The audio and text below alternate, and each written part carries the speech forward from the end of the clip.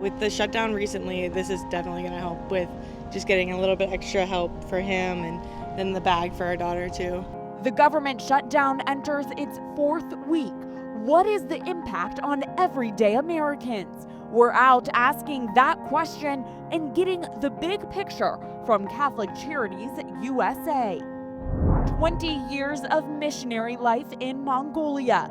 We go on the record with Cardinal Giorgio Marengo. Some call it the Catholic Disneyland. We continue our series on Catholic hub communities. Next stop, Wichita, Kansas.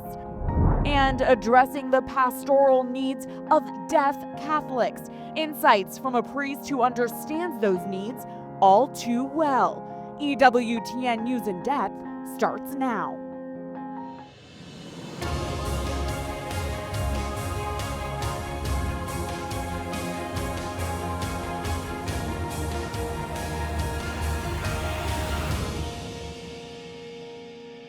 We do not live in a world that's designed for one income.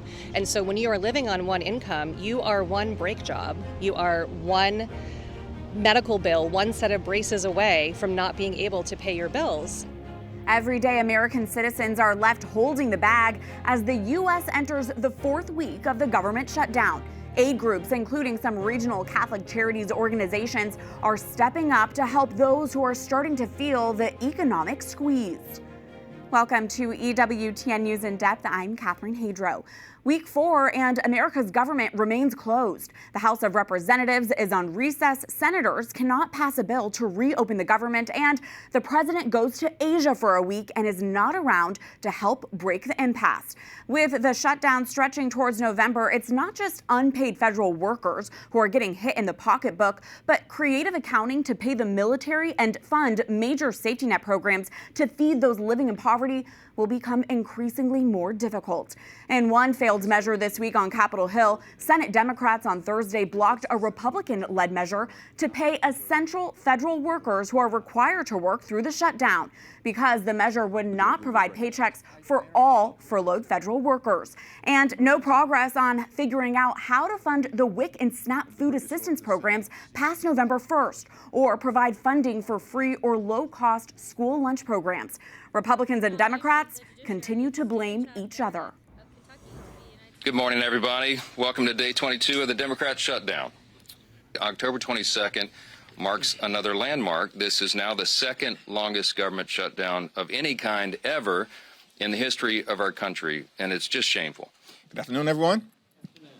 This is day 22 of the Trump Republican shutdown of the federal government. And Republicans have shown zero interest or capacity to reopen the government. We have been in good faith every single day on this, and they are eating up the clock. So we're getting closer to November. It is going to be more and more difficult with each passing hour to get all the appropriations done on time. We acknowledge that, but we have to decide this on a day-by-day basis. Donald Trump is heading out of the country. House Republicans remain on vacation, and Senate Republicans continue to offer no solutions relative to a bipartisan agreement. But we move past the politicians, the very ones who have to solve this, to the American people. Members of Congress are still receiving their paychecks, but many Americans are not. Reporter Roselle Reyes went out to talk to everyday people who are feeling the shutdown's impact in the wallet. You know, with my rent due next week, I could take anything I can get. At this point, I haven't gotten a paycheck this month. So the free groceries is very important, very helpful. What you are seeing are dozens of federal workers lining up for a food bank in Hyattsville, Maryland, right outside of Washington, D.C. With every passing day that the government remains shut down, more than 1 million federal workers, either furloughed or working without pay, find themselves in deeper financial strain. The partial pay federal workers received last week Friday is their last paycheck until the government reopens. I've been furloughed before. I've never seen it like this, where, you know, people actually had to go to a food bank. Normally it's maybe a week or two or a day or two or whatever for furlough, but not like this, where there's nothing coming in. The Capital Area Food Bank said it served more than 370 households that day, more than double the number of federal workers it was expecting. The squeeze is felt across the country. Catholic Charities of the Texas Panhandle opened the door of its Interfaith Hunger Project to federal workers, offering food boxes and pantry access. Our take on it is if we can help them stretch the food budget out, that allows them to maintain those other things that with no income coming in, it's going to be very difficult. Their food pantry typically serves residents 50 or older or those with disabilities, but Catholic Charities decided to extend a helping hand to federal workers. Executive Director Jeff Goldie emphasized that the efforts reflect the mission of Catholic Charities to step up and help brothers and sisters in need. So far, only 3 new families have signed up, but they're expecting more in the coming weeks. The ones that have come in so far are typically the single breadwinner in the household, which causes some challenges. A lot of those that are not coming in yet, and even the ones that are coming in now, it's very difficult to ask for help. Don't put yourselves in harm's way. Help is out there. Come to us. Catholic Charities USA President and CEO Carrie Robinson said in a statement, if leaders from both parties do not put an end to this unnecessary shutdown as soon as possible, even more Americans will fall into poverty, and the recovery from this setback could take months or even years. In the meantime, Catholic Charities agencies around the country, inspired by the gospel, will continue to do their best to fill in the gaps and provide life-giving, compassionate aid to those suffering most in their communities. The uncertainty of the shutdown has also raised anxiety levels among the nearly 1.5 million active duty service personnel and their families. Part of it that's really affected us as a family is really the stress of making sure that we would get paid. Thankfully, we live on base, so we are able to continue with our housing and not have to worry about that. But it's just the stress of not knowing. An increasing number of military families are also turning to organizations for assistance, such as the Armed Services YMCA, a military support organization that operates food banks across the country. Since October 1st, when the government shutdown began, our food distribution sites, of which there are 22 across the country, have seen on average about a 35% increase in foot traffic. And so we have absolutely seen an increase in need. What we often find is military families, particularly junior enlisted, which is our focus area and makes up 60% of the active duty force, they often live paycheck to paycheck. In Northern Virginia, the Armed Services YMCA is distributing baby items for military families. Baby care packages included diapers, baby wipes, lotion, and soap, which military spouse Kayla Burnham says are big-ticket items for most military families. So if you happen to be out when you need it, it's a lot of money up front. Usually when I buy diapers and wipes, it's over $100 ticket item. That's just diapers and wipes, not including groceries and other bills that you have because kiddos are expensive. There you go, diapers, wipes, baby soap. Thank you so much. Of course, thank you. Military households with spouses that work for the federal government are also feeling the pinch, as they are now down to one income. Military spouse, I am well aware of the great need that we have for programs like this to support families and to ensure that the family back home is okay so that the service member can be their best when they are, whether they're at a duty station or deployed. The shutdown is also causing more stress on farmers who were already struggling with the effect of tariffs on their international markets. Though many farmers are men and women of faith, and so they rely on prayer, or they rely on the local churches to support them. They also are looking to, advocacy for opening up the government as quickly as possible so that they can access the programs that support their farms and their families. Roselle, Reyes, EWTN News In Depth. Understanding just how many Americans struggle to feed their families during the shutdown will be difficult, as a critical report tracking food insecurity in the U.S. has been canceled by the Trump administration. The USDA's release of its final household food security report was delayed this week due to the shutdown. The survey has tracked the number of Americans who do not have consistent access to food for nearly 30 years under both Republican and Democratic administrations. Last year's survey found that nearly 50 million Americans struggle with food insecurity. The new leadership of the USDA canceled future reports, calling them redundant, costly, and politicized. But health policy experts argue that losing such critical data means lawmakers and researchers will have a much harder time tracking the impact of policy changes and long-term trends. An expert look now into how the ongoing government shutdown is directly impacting the American home and family, all from a Catholic perspective. We are joined by Luz Tavarez, a longtime legislative advocacy expert who serves as the Vice President for Government Affairs for Catholic Charities USA. Luz, thanks for being with us. There is a lot we could get into. First, it's estimated there are about 750,000 federal employees who are furloughed during this shutdown, meaning they are forced to take unpaid leave from work. What's at the top of your mind when you think of all of these people suddenly not working? Well, first of all, Catherine, thank you for having me. I think what comes to mind immediately is the financial burden that many people are facing. But what I think is really important as Catholics that we dwell on is the dignity of work. People want to be able to offer their God-given gifts in service to others. Mm-hmm. And being furloughed and not being able to offer those gifts is a real problem for many people. And there's, I think, a little bit of shame that goes along with that. That's a great reminder about the church's teaching about there is dignity and work, and it brings so much value to the individual home and family. Luz, let's talk about the role of food banks and charities right now.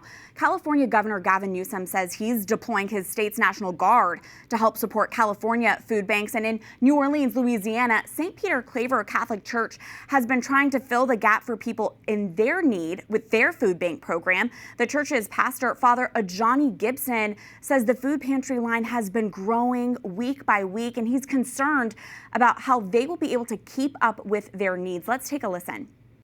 I wish that we would be able to provide for the needs of any and everybody that comes through the doors. But that reality is daunting, that more and more folks are going to need food, need care, need people to show up. Luz, can you speak to the critical role that these food banks and charities are playing right now, and anything that you can share from your Catholic Charities colleagues across the U.S. as they really are on the front lines serving those in need during the shutdown right now? Of course. And what I think is important to point out is that for many Catholic charities, I would say most Catholic charities agencies throughout the country, the first line of interaction with a potential client is through food services. So that's really the opportunity to get to know what the real needs are that people in the community are sharing.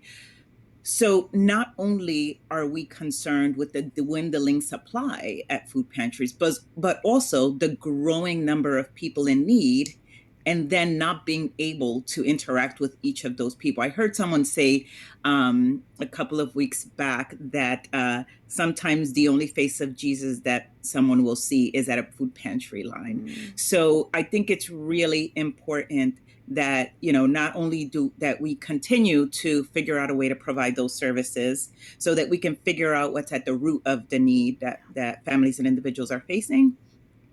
But that we also realize that is our opportunity to interact with the need. Yeah, that's a great reminder how there's that physical nourishment, of course, from the food, but there's also that opportunity to encounter a human person. On the same note, recipients of food aid are bracing for a pause to payments from the Supplemental Nutrition Assistance Program at the end of next week. The program, commonly known as SNAP, serves an average of 41.7 million people per month. That's about 12% of the U.S. population.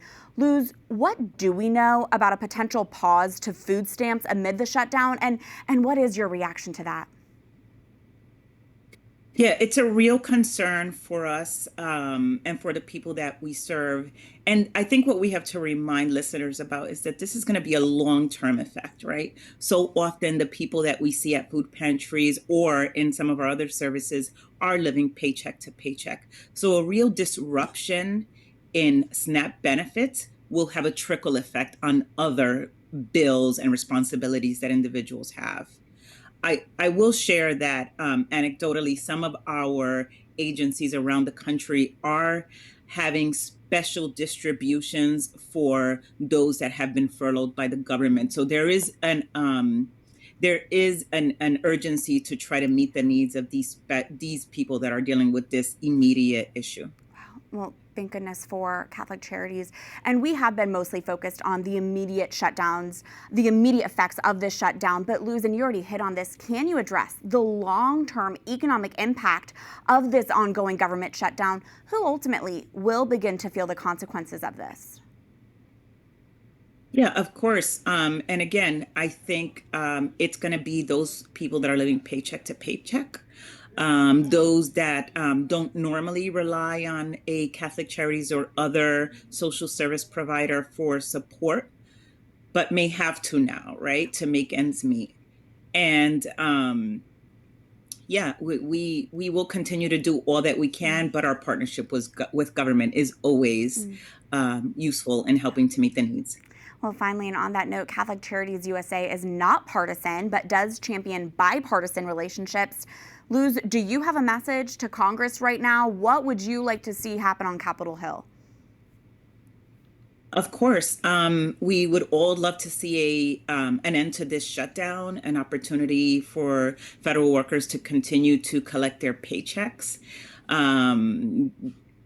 Embrace that dignity of going into the office and being able to provide a service. And I pray for those in the government that are trying to figure this out, because their constituents are our clients and vice versa. And we all just want the best for the American people. Absolutely. Luz Tavarez, thank you so much for your expertise in joining us this week. Thank you so much for having me, Catherine. In other news, we go to the Middle East, where big questions remain about the future of a fragile ceasefire between Israel and Hamas, now entering its third week.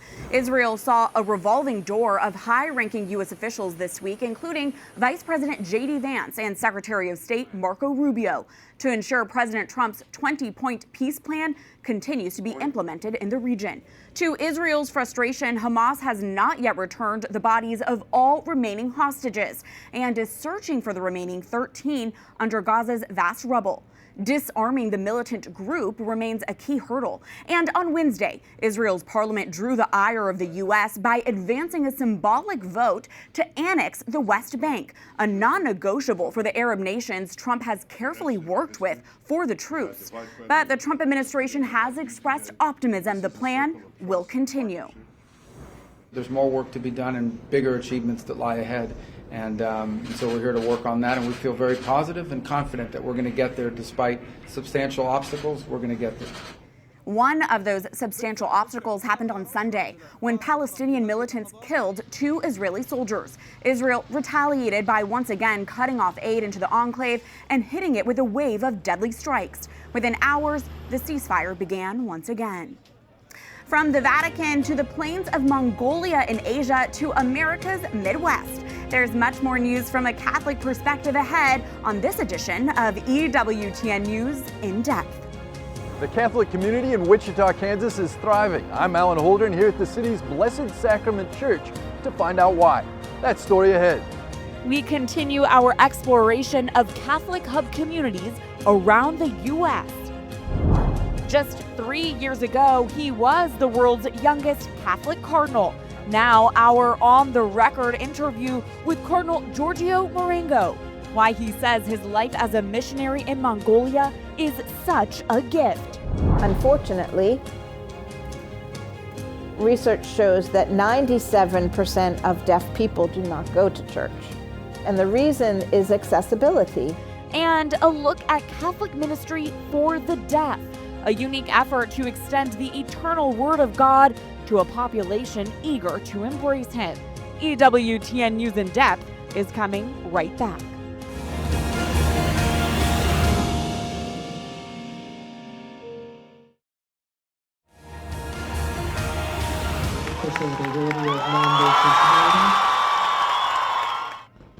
Celebrations across Venezuela on Sunday as Catholics awaited the canonization of their country's first ever saints. Crowds gathered in city squares to watch Pope Leo canonize lay Dr. Jose Gregorio Hernandez and Sister Carmen Rendiles. In Rome, among the 70,000 faithful in attendance, you could see numerous Venezuelan flags proudly displayed throughout St. Peter's Square.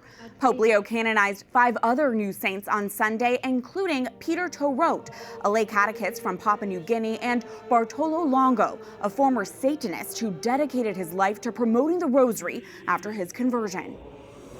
Those saints were canonized on World Mission Sunday, a special day for Catholics to join together in prayer and tithing to support global missionaries who share the gospel in countries where the church is persecuted, struggling, or young. One of those mission territories is the Central Asian country of Mongolia, the most sparsely populated sovereign nation in the world. There, Catholics make up just 1% of its 3.5 million residents. Mongolia is considered the youngest Catholic community in the world because 3 missionaries had to completely re-establish the church in 1992 after the fall of communism. Today, Mongolia has 1 cathedral in its capital of Ulaanbaatar and 9 parishes. All but one of its priests are from other countries. Most Mongolians practice Buddhism, shamanism, or no religion at all, and many are suspicious of what they see as a foreign religion. But Catholics say their small community is growing, and missionaries continue their work evangelizing and serving those in need. One of those missionaries is Cardinal Giorgio Marengo, the apostolic prefect of Ulaanbaatar. He has ministered in Mongolia for more than 20 years as a consolata missionary from Italy. The consolata missionaries dedicate themselves to proclaiming the gospel. The late Pope Francis, who had a deep love for Asia and interreligious dialogue, elevated Marengo at the age of 48 to the College of Cardinals in 2022. At the time, he was the world's youngest cardinal. 1 year later, Pope Francis became the first pope to make an apostolic journey to Mongolia, and Cardinal Marengo was one of the first to greet him upon his arrival to the vast country. Our Montse Alvarado recently had an opportunity to talk to Cardinal Marengo when he traveled to New York. As she noted to him, despite his young age, Cardinal Marengo has had almost as many years of foreign missionary work as Pope Leo himself did in Peru. Cardinal Marengo spoke to Montse about his life as a missionary in Mongolia in this on-the-record interview.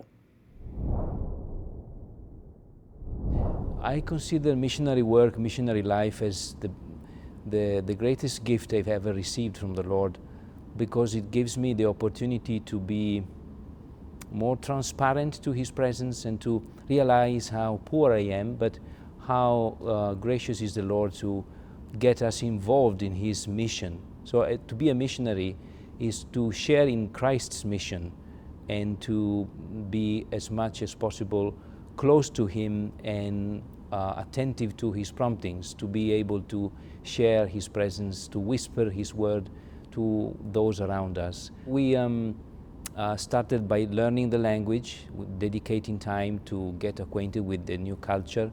And I think this is a characteristic of all missionaries, to spend a big amount of our energies and lives to enter into another culture, to discover the beauty and the complexity of another cultural background in order to be able to feel the vibrant side of the local culture and then eventually to share our faith with them.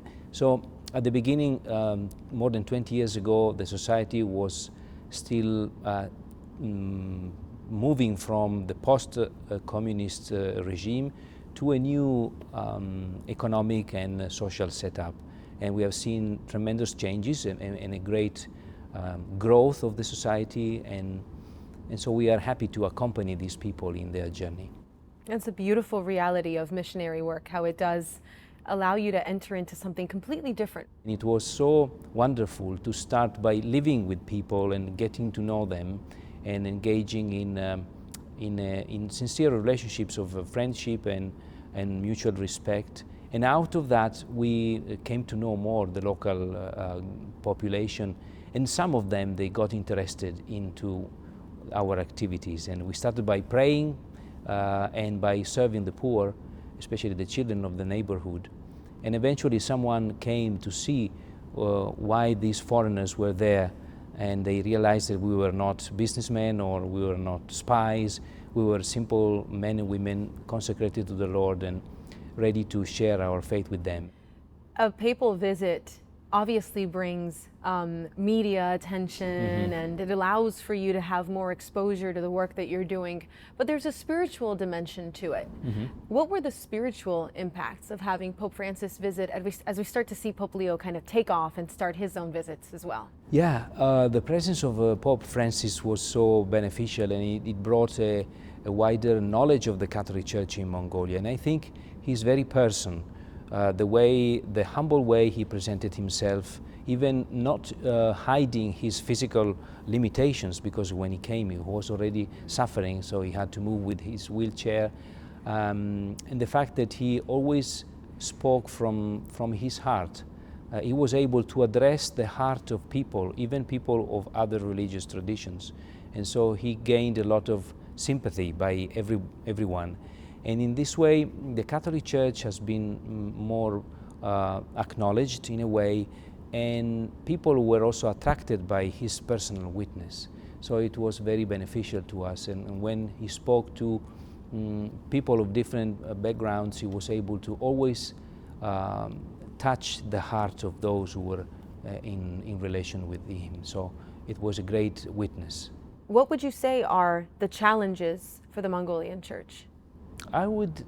We have many different challenges, but if we look at our own identity, I would focus more on that. More than the external challenges, we have internal challenges. And one of them is to grow in depth. It's a challenge, it is at the same time a call. We long to see our Mongolian Catholics taking up their responsibilities in the Church with the sense of being aware of the beauty of the faith they have embraced and bearing witness in their individual lives when they are at work, when they are in the society. So I think one of the challenges is to provide depth through formation, training, to have well-motivated and well-trained collaborators is indeed a challenge. So we are investing a lot in providing quality training to our catechists, especially because they are the ones who are able to share their faith with their co-citizens. And so this is a challenge. I will define it as such.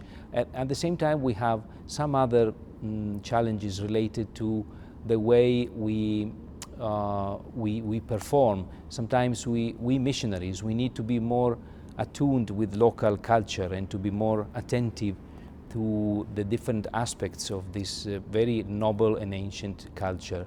So one challenge is also the language. We don't all master the language at the same level, but we feel that Mongolians have the right to hear the gospel in the best possible way.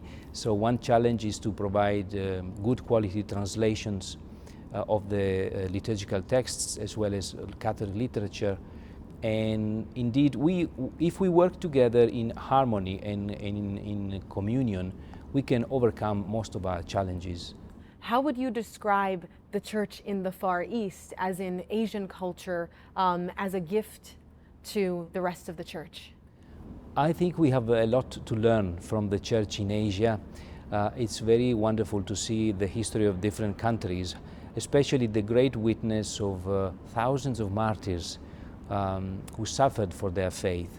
And in Asia, maybe the Church, apart from few exceptions, has never been a large community compared to other groups. And so we have to be attentive to the different nuances of the people we live with. So when we talk about whispering, we highlight the fact that we want to engage in a relationship of mutual trust and respect and even friendship, in which we are able to share the most precious treasure we have, which is our faith. And we whisper because we love. And when we whisper, also we refer to the contemplative dimension of mission. Usually in Asian cultures, everyone understands that religious language is a language of silence or chanting rather than shouting and imposing. So when we whisper the gospel, we want to reach out to the heart of a culture, of a people like Mongolians. We need to understand their cultural identity and to be able to share our faith with them in such a way that they feel their hearts moved by the words of the gospel. So I like this expression very much because I think it keeps together the basic elements of mission.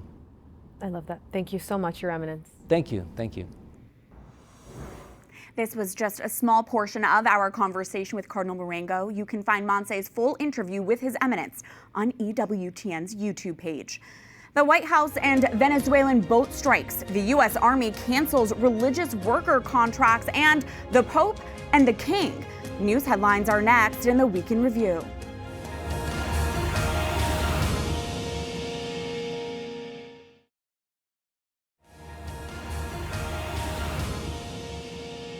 The Trump administration's use of the military to target and kill alleged drug traffickers on vessels it claims are running drugs tops the Week in Review.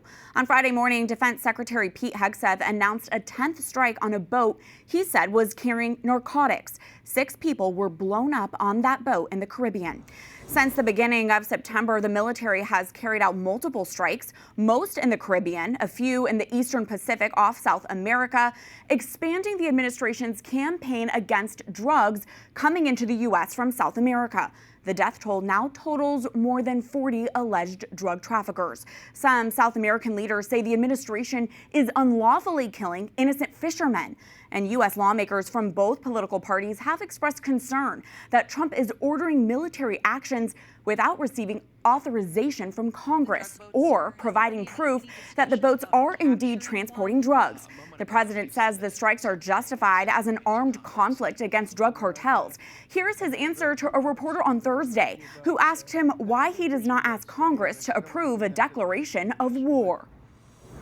I don't think we're going to necessarily ask for a declaration of war. I think we're just going to kill people that are bringing drugs into our country. Okay? We're going to kill them. You know, they're going to be like dead.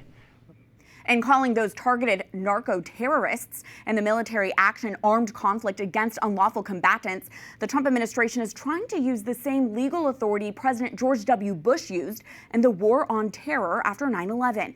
But the strategy remains controversial with critics because it treats unproven drug trafficking claims and alleged drug traffickers as enemy combatants who can be killed without judicial review. The U.S. Army has said it will re-examine key contracts with Catholic lay leaders in its chapels after the Archbishop for the Military Services denounced their cancellation. Contracts for musicians, religious education coordinators, and administrators ended this month. Archbishop Timothy Broglio promised to pursue all legal options against the cancellations, arguing these lay leaders provided vital support for already overburdened Catholic chaplains who are outnumbered by their soldiers 1,000 to 1. He says non-Catholic religious specialists are not trained to be catechists, and many soldiers live in areas where access to Mass and Catholic education can be scarce. In a letter addressed to the faithful of the Archdiocese for the Military Services, Archbishop Broglio wrote, "The Army's action intolerably infringes upon the free exercise of religion for Catholics in the U.S. Army, as well as my responsibility as Archbishop to provide pastoral care to those within my canonical jurisdiction." After the publication of that letter, a spokesperson for the Army told our sister news service Catholic News Agency it will re-examine the contracts of non-Catholic religious specialists to mitigate potential impact. The Archdiocese then said the Army's response is wholly inadequate and does not address its concerns. More than 5 billion people in 62 countries are affected by serious violations of religious freedom. That's according to a report from Aid to the Church in Need released this Tuesday. 38 countries experience discrimination, where religious groups face restrictions on worship, expression, and legal equality. In 24 countries, these groups suffer persecution, grave and systemic violations that lead to repression, arrests, and even violence. Marta Petrosil, managing editor of the report, says in 52 countries, authoritarian rule drives the deterioration of religious freedom. There is really a difficult life for all the people working as religious priests or sisters in those countries. The regimes are strongly not only controlling but preventing people to enjoy full religious freedom. Aid to the Church in Need examines religious freedom for many faith groups. The report notes a sharp rise in anti-Semitic and anti-Muslim hate crimes in the wake of Hamas's attack on October 7, 2023, and anti-Christian incidents, including church vandalism and desecration, on the rise in Western countries. A show of pomp, circumstance, and prayer at the Vatican this week as Pope Leo hosted the King and Queen of England. In a historic moment centuries in the making, the Holy Father prayed side by side with King Charles III.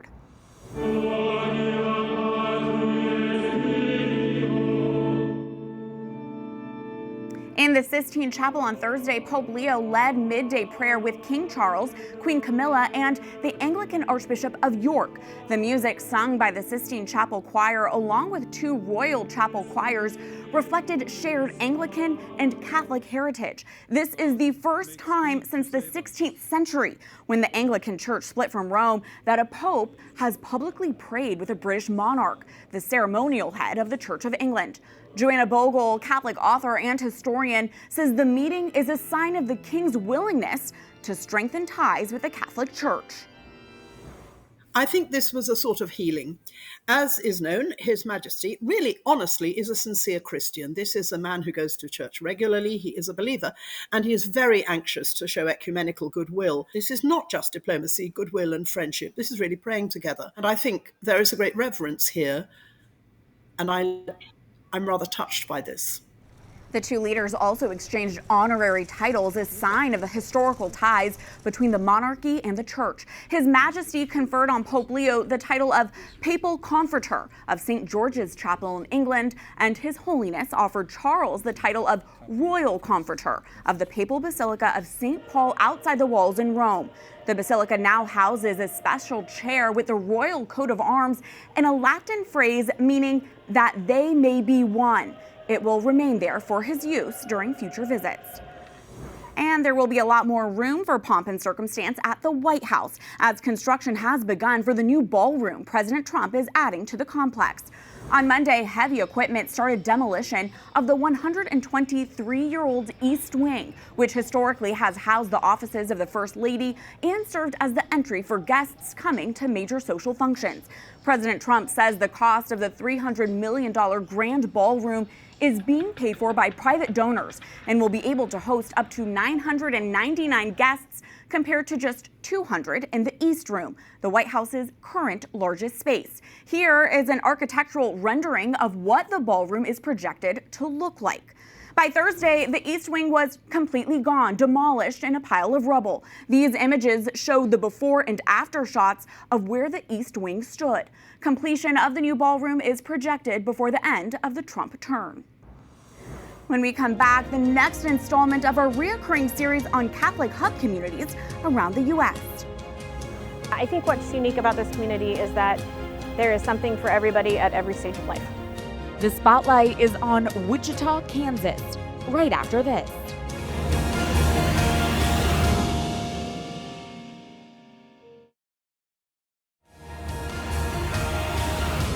In search of a Catholic community to raise their families, more and more Catholics are drawn to the College Hill neighborhood of Wichita, Kansas.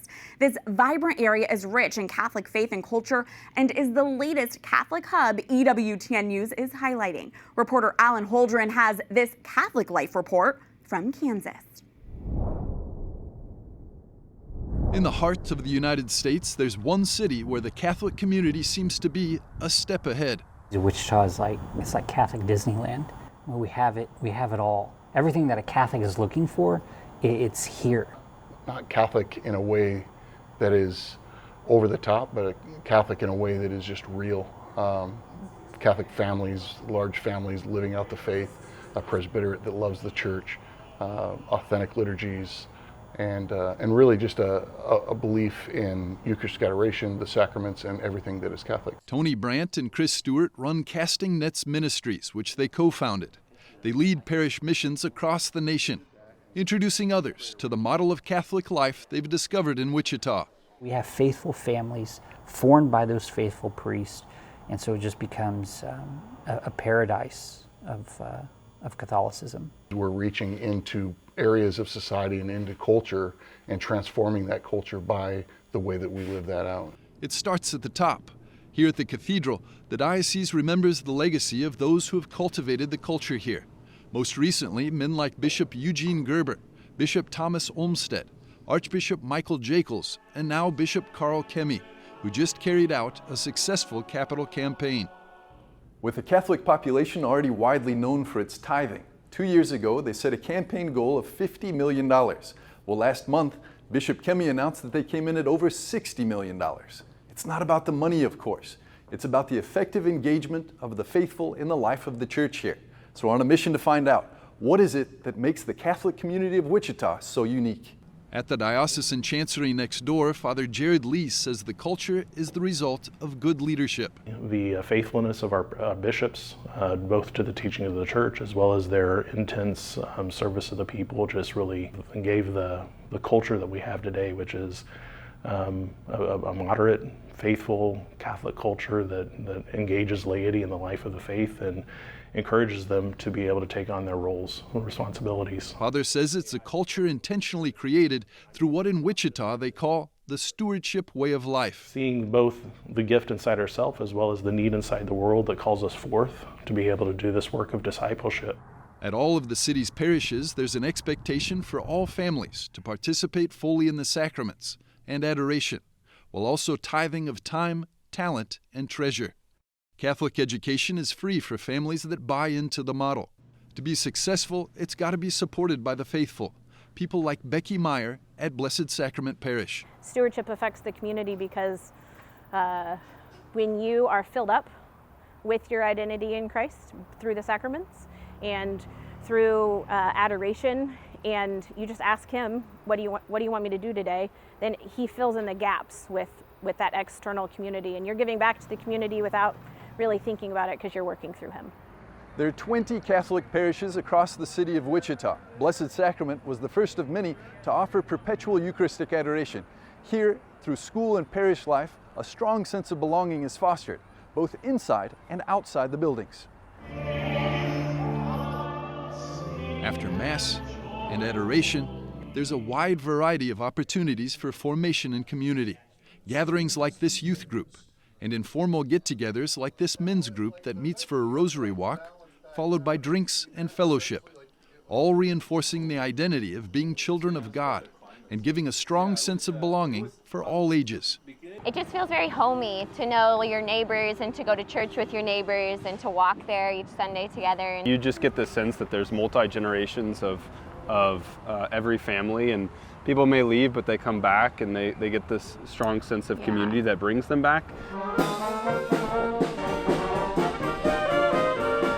Every year, the parish puts on an Oktoberfest celebration, including a 5K run walk for a good cause.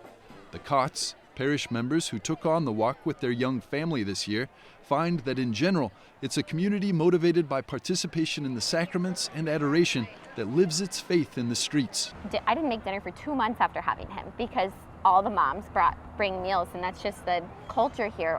And so that culture too makes it just feel so homey, right? It's just, they're taking care of our natural needs and our spiritual needs. It's not some sort of like stage setup, it's just people relating with one another and growing in their relationship with Jesus. Thy will be done. Father Jason Borkenhagen, the parish priest here, says the whole parish is ordered towards missionary discipleship. There's just this commitment to prayer, there's a commitment to the Holy Mass, and all of that feeds into helping the people receive the formation they need to then be able to take that step of kind of trepidation to share their faith with someone else. Growing up in this culture, young people have the opportunity to discern their vocations well.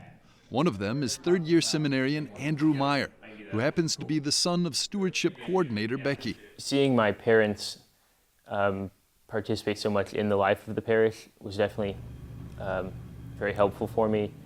And then being around the priests, they were good role models, and they actually knew me, and I saw how they were a father for their people.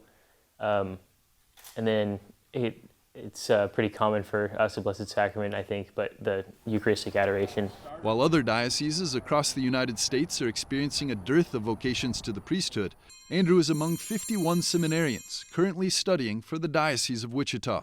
Here, good leadership, the stewardship model, strong parish life, a focus on vocational discernment for young people, and missionary discipleship have all got people saying there's no place like home. In Wichita, Kansas, Alan Holdren, EWTN News In Depth.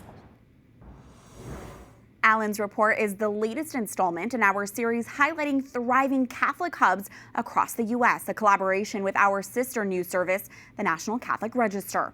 Learn more about Wichita's thriving community and the latest print edition of the Register, and read previous installments online at ncregister.com. There will be more stories to come about Catholic hub communities in print, online, and here on EWTN News In Depth. I bought into the idea in seminary that if your bishop asks you to do something, say yes, trusting in the providence that God is bringing you to that place. When we come back, we introduce you to two priests spearheading a focus on deaf ministry in the Catholic Church in America, their passion, their mission, and why it is so needed.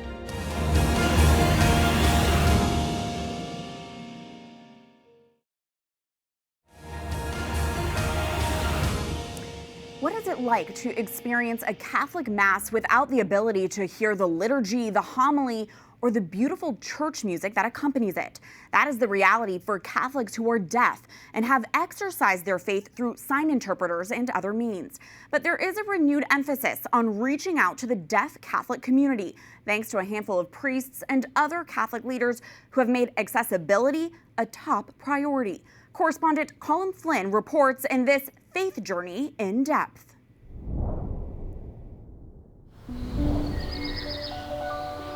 It's Sunday morning, and at St. Ignatius of Loyola Church in Urbana, Maryland, locals have gathered to celebrate Mass. But this Mass is different, as it caters to a minority but important group in the Catholic Church, those who are deaf. The Lord be with you. My full name is Father Michael Depcik. Reconcile the human race. With a vocal interpreter for the hearing members of the congregation, Father Mike Depcik leads the celebration of Mass in sign language. A man had two sons. The younger son said to his father, "Father, give me my share of your money now." Father Mike is part of an exclusive club, as there are very few culturally deaf priests in the world. That is, priests who were deaf at birth and grew up in a deaf culture, versus priests who have lost their hearing. It's estimated that there are perhaps 7 in the US, and in total, about 12 in the world. The Gospel of the Lord. Praise to you, Lord Jesus Christ. Unfortunately, research shows that 97% of deaf people do not go to church. And the reason is accessibility. Many of those people who have grown up in hearing families with no communication, they're brought to hearing churches and places of worship and they miss things. But not only that, but also still they have in the Catholic Church a resistance to providing interpreters. They have priests who know sign language working with the deaf people, but most of the churches are not open to understanding the needs of the deaf community. And I explained that we, as the deaf, are invisible compared with other groups. Praise to you, Lord Jesus Christ. Father Mike Depcik says that growing up, he was in a privileged position coming from a deaf family. Father Mike, what are your memories of growing up here in the US as a deaf young boy? Really, I'm very unique because I was born to a deaf family. And that's wonderful for deaf people because 90% of deaf people are born in a hearing family. So I grew up kind of feeling I didn't feel any different than anyone else. I can remember when I was very young, maybe 5, we were at a store with my mom. We were in line to pay, and I saw another boy. He was signing, and I thought everyone was deaf. So I was signing, and my mom said, no, he's hearing. He doesn't understand you. And I felt sorry for him. I thought there was something wrong with him because he was hearing. And then later, I realized, oh, we are the minority. And even though he was attending a Catholic school, his faith was not very strong and something he didn't take seriously. And it would take him leaving the Catholic Church to realize his vocation when he was living as an exchange student in Australia. I lived with a host family, and the family were born-again Christians. And they really helped me to find God. That changed my life. It truly inspired me. And I decided to leave the Catholic Church. It was after returning to the USA that Father Depcik bumped into a priest who asked him if he was Catholic. And I said, well, yeah, I'm Catholic. Oh, welcome to our church. And I thought, oh, I'm stuck. But it did change my life from there on. I was 21 years old, and I was reading a book on Medjugorje, and that really impacted me. That book encourages us to go to confession monthly, to go to Mass, to meet Jesus through the Eucharist, to pray from our hearts. That was when I just became very bold and dreaming about the priesthood. Now, Father Depcik is celebrating 25 years of his priesthood and is the chaplain for the deaf ministry in the Archdiocese of Baltimore. And he says that deaf Catholics need to have a Mass in their own language and culture. If there is an interpreted Mass, they often feel like passive participants. But with such a small number of deaf priests, most do not have an option and settle for an interpreter at the side of the altar. However, there is another way, and some hearing priests are starting to pick up the mantle. At the Church of St. Francis of Assisi in Landover Hills, Maryland, Father Patrick Mullen is signing Mass. But the difference is that he is not deaf. He chose to learn sign language to take on this ministry. I started last summer. I have great teachers. I have a wonderful deaf community that's very excited and supportive. So even in the middle of Mass, if I get stuck, I can turn to them and they can, clarify some sign that I haven't mastered yet. They asked me, and I bought into the idea in seminary that if your bishop asks you to do something, say yes, trusting in the providence that God is bringing you to that place and that he'll then give you the grace to do it. Did it seem overwhelming? Because we can get our head around learning a new language. It's a format we're familiar with. But to learn sign language, it must have seemed like just an incredible task to take on. I would definitely agree with that. There's a certain challenge to not just learning the language, but really from the get-go, the most important thing to the deaf community itself is that you're willing to step into their culture and learn where they're coming from and what they're like. For centuries, deafness was often misunderstood in the Catholic Church, and some assumed that deaf men could not validly be ordained because of the Church's strong reliance on spoken liturgy, canon law stating that the priest must pronounce the words of the consecration. There were also questions around how they would be able to receive confession and live in community with other non-deaf priests.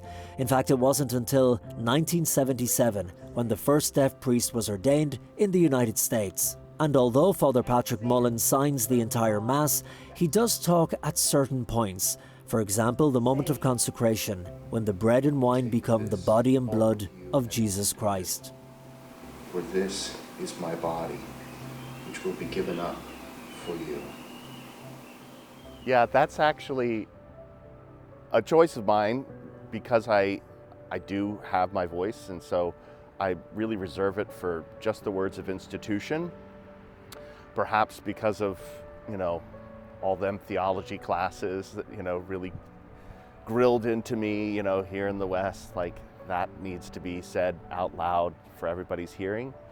Is it a valid Mass if I didn't do that? And the answer to that, as best as I can tell, is yes. You know, the Church is ordaining deaf priests now since about 1977, and really wouldn't do so if there was a question about whether or not they can do what priests do and confect the Eucharist and receive confessions. Father Depcik says he hopes for the day when the deaf community is fully integrated into the Catholic Church. But some dioceses are doing better than others. For example, in well-resourced archdioceses like Washington, D.C. Christ have mercy. Mary O'Mara is the Executive Director of the Office of Deaf and Disability Ministries for the Archdiocese. It isn't just the provision of liturgy, which is of course core and source and summit, but in addition to that, it is an opportunity for the deaf community to gather, to share their faith, to be community, to live out communio, and in response to that, then, to live out missio. So we provide RCIA, we provide marriage prep, catechesis for young children, anything that a parish would provide for community and communal life. Father Depcik says that as dioceses and parishes around the country cut costs, the deaf ministry is often the first that suffers. And he says that because there are very few priests in the country who know sign language, most deaf Catholics cannot get to the sacrament of confession, and understandably, they do not want an interpreter in the middle. He says that they're also not that well informed about their faith because while other Catholics learn and grow deeper in their faith by watching TV or listening to radio shows, for example, a deaf person doesn't have that option. He says there needs to be more effort put into closed captioning Catholic content. Finally feeling they have language, finally feeling they have understanding, a self-understanding. That's something that deaf people can offer, that perspective. It's not based on just hearing, it's your whole person. And I think there are many other gifts we have as well. The Gospel of the Lord. Praise to you, Lord Jesus Christ. In the Archdiocese of Washington and Baltimore, Colm Flynn for EWTN News In Depth. What a beautiful story, and may there be continued support for our brothers and sisters in Christ who are deaf or have disabilities of any kind. And that's it for this edition of EWTN News In Depth. I'm Catherine Hadro. We hope to see you again same time next week for more news and reports important to your Catholic life. Until then, God bless.